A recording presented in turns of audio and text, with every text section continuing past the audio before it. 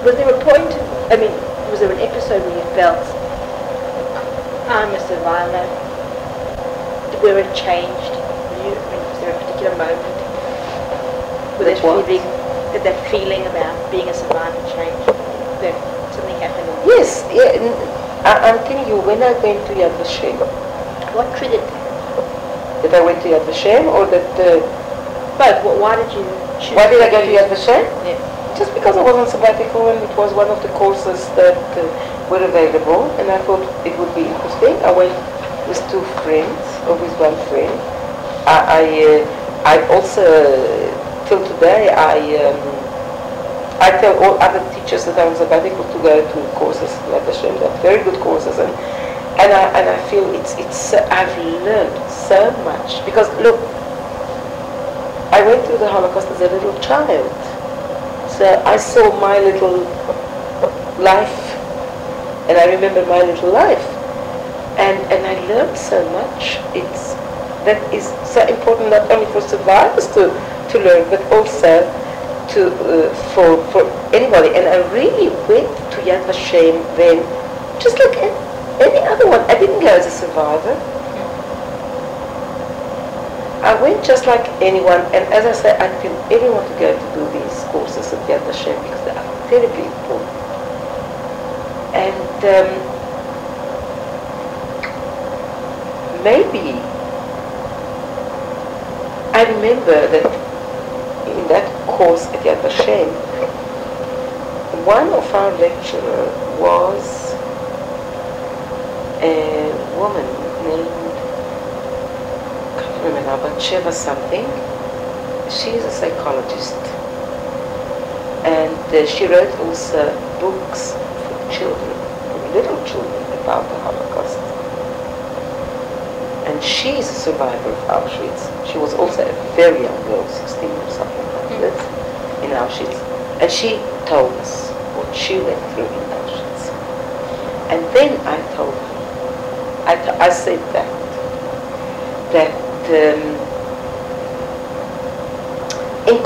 by comparison to her, I don't consider myself a survivor.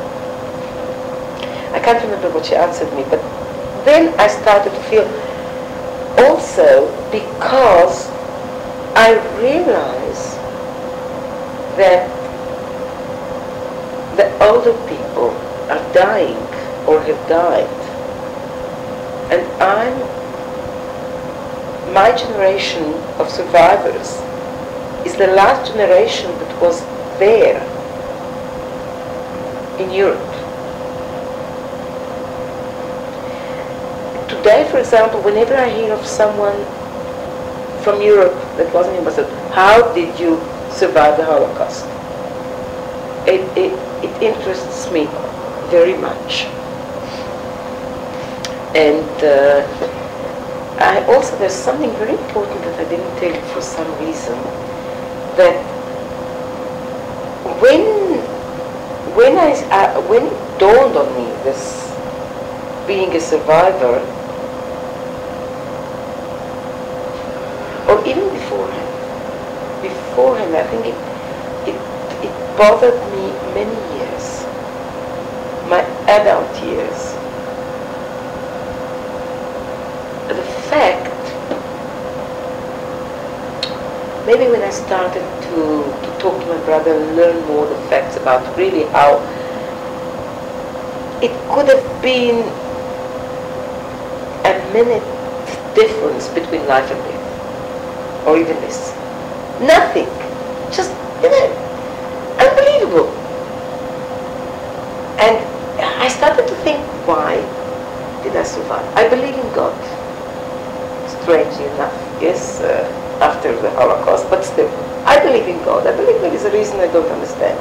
I don't agree with him, maybe, but I believe in God. I'm a religious person. I was brought up religious. But it doesn't really matter, because even if you don't believe in God, there is a goral, how to say? Karma, whatever you want to call it, yes? And it bothered me all the time. Why did I survive? why was I chosen to survive? And let's say that cousin of mine, who was my age and my everything, did not. And it's a very heavy weight. It weighed very heavily upon me because I all the time felt that there is a reason. I mean, 1 million children were killed, and I wasn't, and I could have been killed. So there must be a reason. I must do something in my life to justify the fact that I was not killed. And it was something that bothered me a lot. All the time I felt that I'm not fulfilling the role that God or fate kept me alive for. And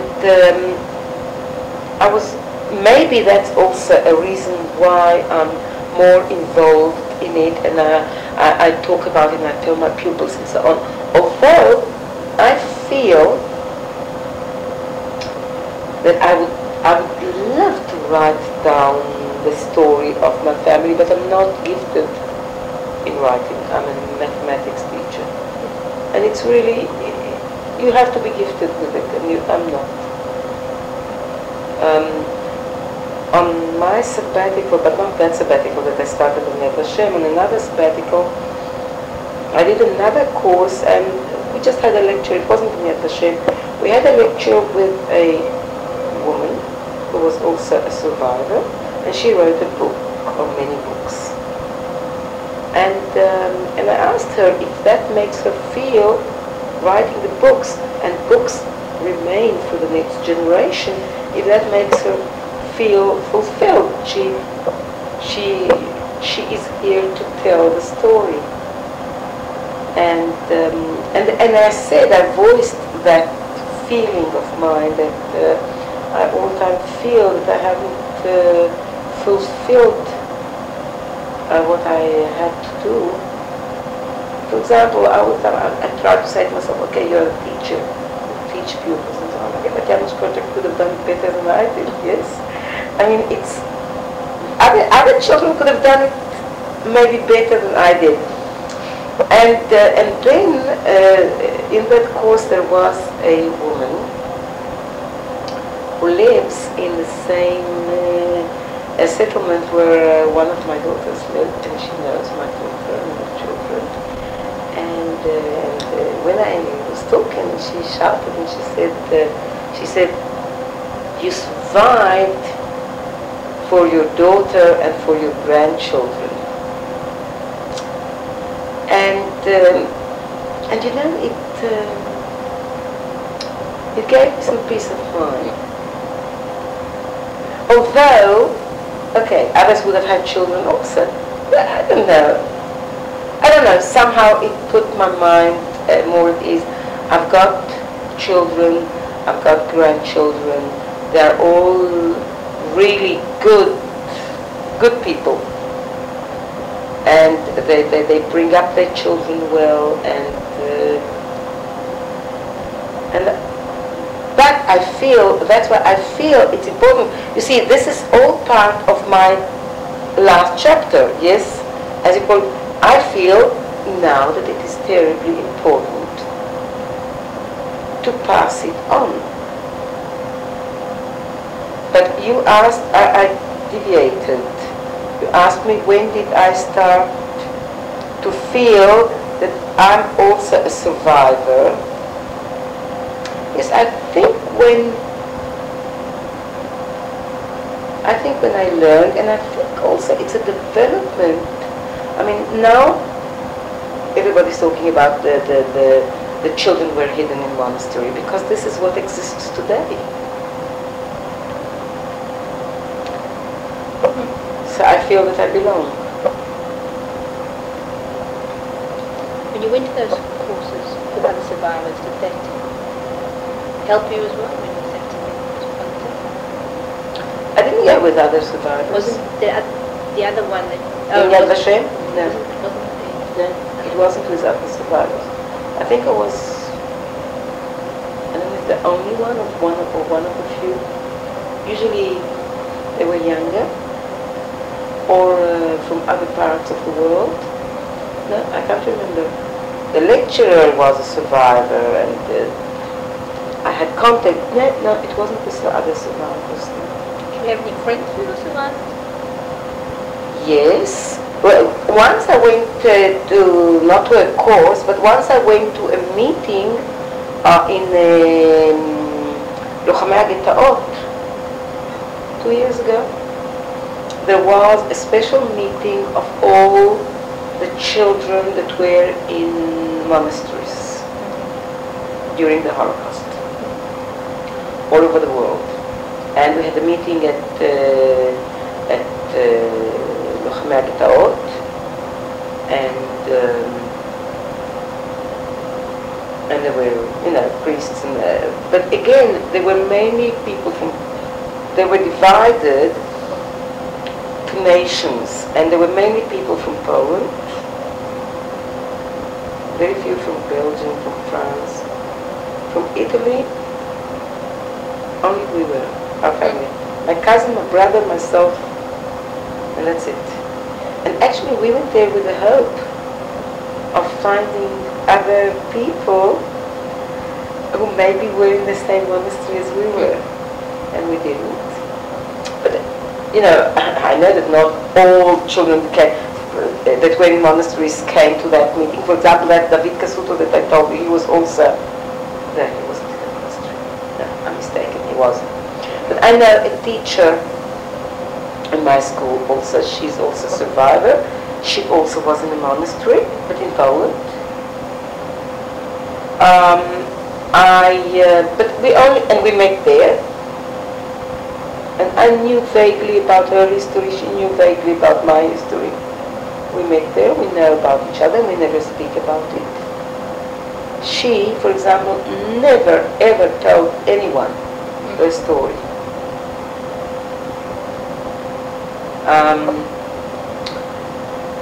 I told you I know that I've got a friend who is an Auschwitz survivor, and her husband wasn't an Auschwitz survivor. Who else do I know as survivors? Do you feel a connection with them? With survivors? Not more than, no.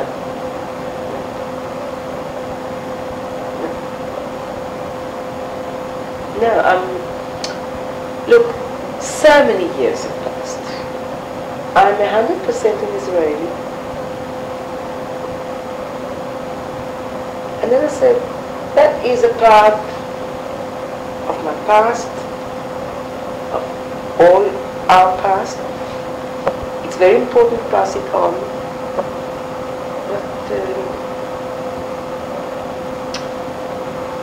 I think that it is so different if you were in Poland, or if you were in Hungary, or if you were in Italy, or in Belgium, or in Holland.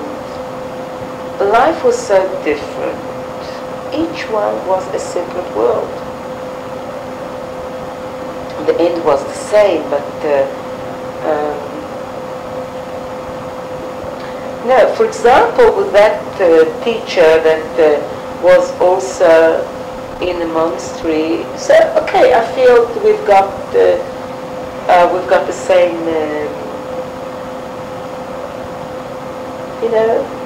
one same thing that we were in monastery. We never spoke about it, never. What was interesting was that at that meeting of the children in לוחמי הגטאות, we had סדנאות, and they tried to divide, the children that were in Poland, but we were the only ones from Italy, so we sat together with the children that were in Poland, and it was very interesting because it was the same, some people felt that when they arrived in the monastery, they felt that it was fantastic. My cousin, for example, she felt the best part of her war was in the monastery. she studied and she learned and she had friends and for her it was better than in Switzerland. I felt terrible in the monastery. Maybe because I wasn't in a class and I didn't study and I was too young and so on. So, for example, with David Cassuto that I told you, he's an Italian. And he was in hiding also, and he lived the same life before. And I feel very much common history. But no, it doesn't do anything to me to be together. I'm very interested to hear, if I meet someone, as I told you, I'm very interested to hear what happened to them, how did they survive the Holocaust, or you know, if I've got some teachers that I hear that their parents came from here and from there. And this is also something that didn't interest me before. I never inquired about these things. But people didn't speak about these things. Today people speak about these things. People didn't speak about these things, as I told you before. It wasn't spoken about.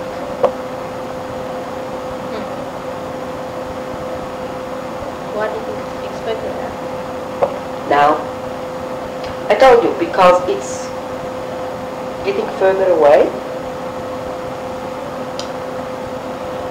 The perspective is different. We know more about it. We can talk about it with less emotions and more historical book, and we can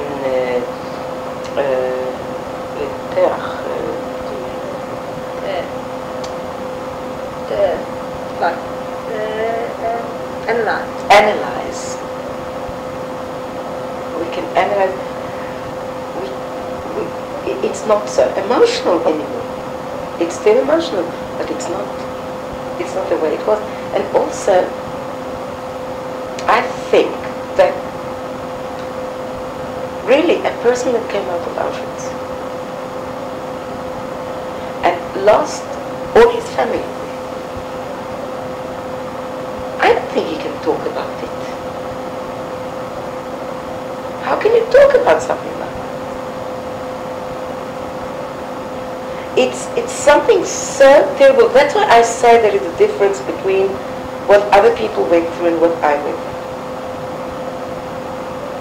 through. It is something so terrible. Just imagine yourself. You lived a normal life. Suddenly everything changed. Just because you were Jewish. In the camps, in the ghettos, and in the camps, it was so terrible. Why should anyone talk about it? It's painful. Why talk about something that's painful?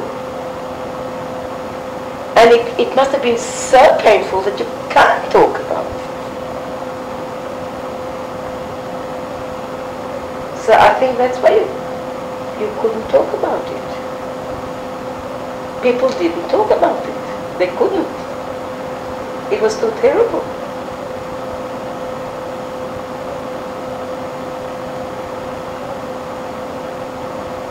Your parents talked about it? No.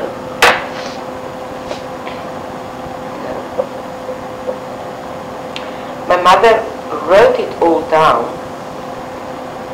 Also, the facts, the historical facts, when she gave it into Yad Vashem, when she invited people, you know, to get their honors. No? Never.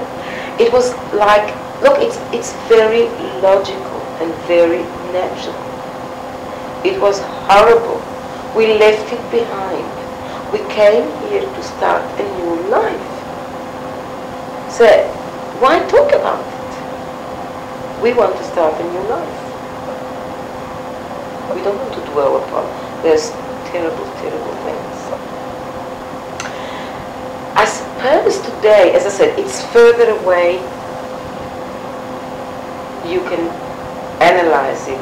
you can talk about it with less emotions. Also, the people that were in the middle of that terrible horror don't live anymore. And they never talk, I think.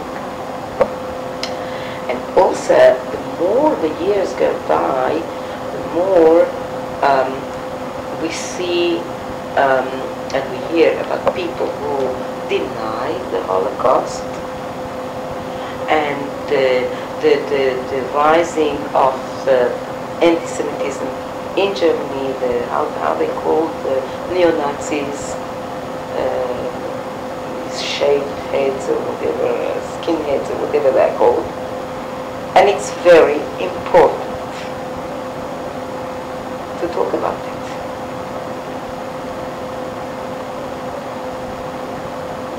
Have you read books? Yes. Did you see movies? Yes. Yes. That also happens because I'm involved in school, and every year before the Day of Remembrance for the Holocaust, we do things. We show children films. We show them the film. How is it called in English? החיים יפים, דוד הגאלה. Life is beautiful, yes. We showed it to them. What do you think? What do you think of that? Very unreal. Very good film. Very good film because it's the acting is superb. Very unreal. That's what I have to say. Terribly unreal.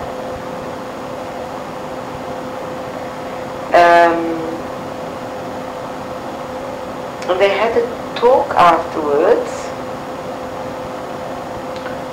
from a headmaster of a school, Arya Barnea. He's a headmaster of of Denmark now, and his mother was a survivor. So he tells the story of his mother and how she survived, and he's very good. And now on the Day of Remembrance, we want to show them the film for those I loved. Have you seen it? It's a very good film. It's about it's from the book about that survivor whose whole family died, and he was the sole survivor, and then he married and had children, and his family died in a forest fire in France. And then he tells the story, and it's based on a true story, and it's about a boy, the age of children, like age 15 or something like this, when it all started, and it starts from the ghetto to the camp and everything. It's very good. Is there anything you identify with in books or films? Well, certainly writer.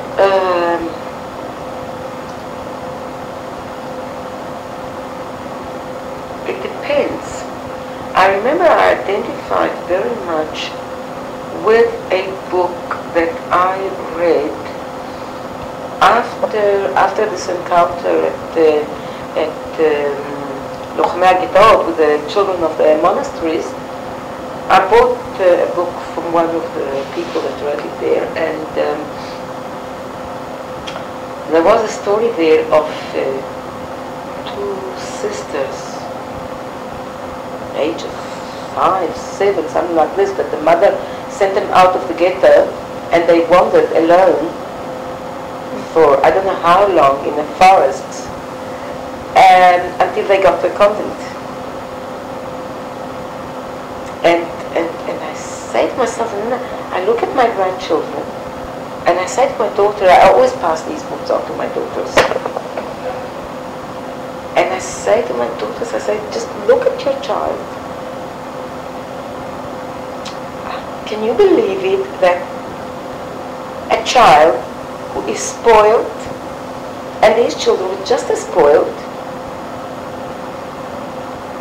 that we don't send him across the street on his own at the age of 5, and that the child of 7 looks after the child of 5.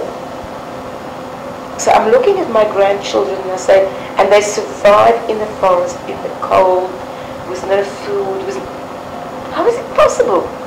And I try to convert it to these children. How is it possible? Why do you do that? Why do I do that? Because I'm trying to convert it to real life. Yeah. When you read a story about a child of 7 that with a child of 5 went for month and month and month alone in the forest, so it's like reading Red Riding Hood. But when you look at a child of 5 and a child of 7 with your child or your grandchild, you think, my God, these children. Sometimes I say to them, I was this age when I was separated from my mother or something like this.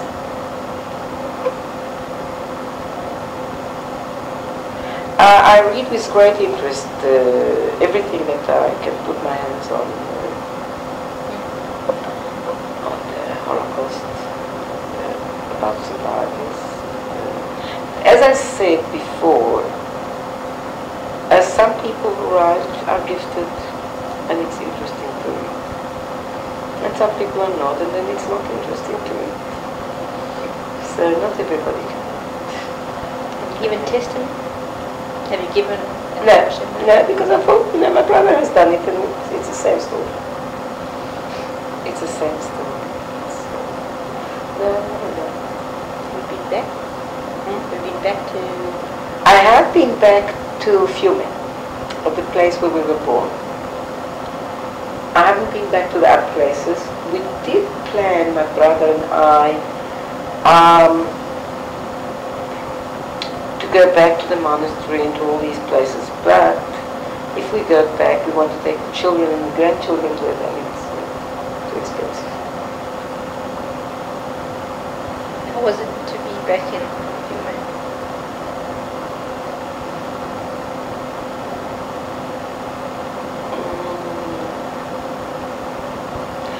It was nice, it was exciting because I was there with my children.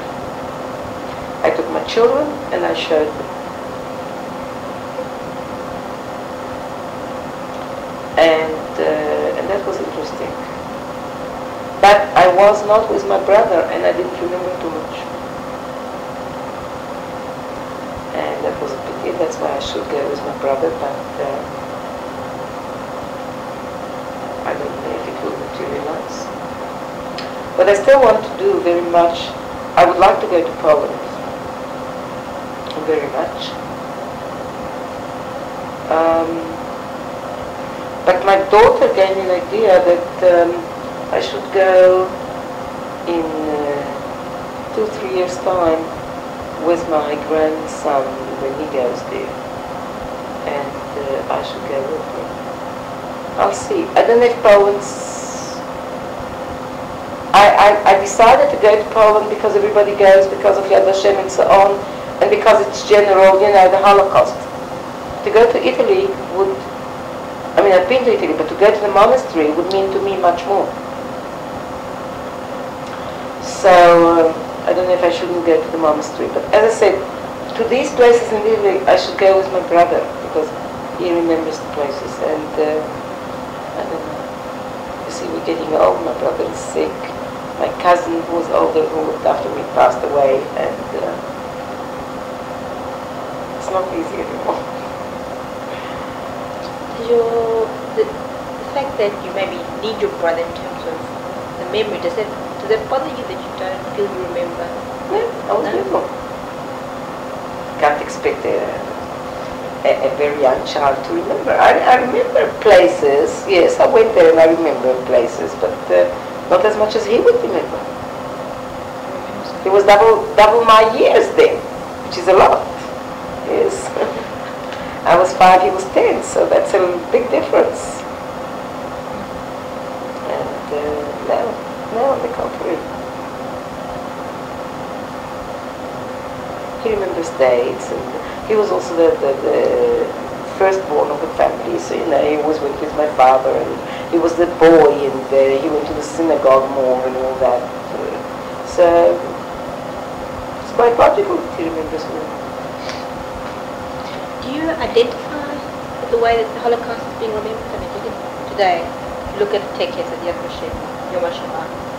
Do you feel good about the way it's being remembered? At Yad Vashem? I've never really been at Yad Vashem. I think it's okay. I like the way it's done at school, at our school.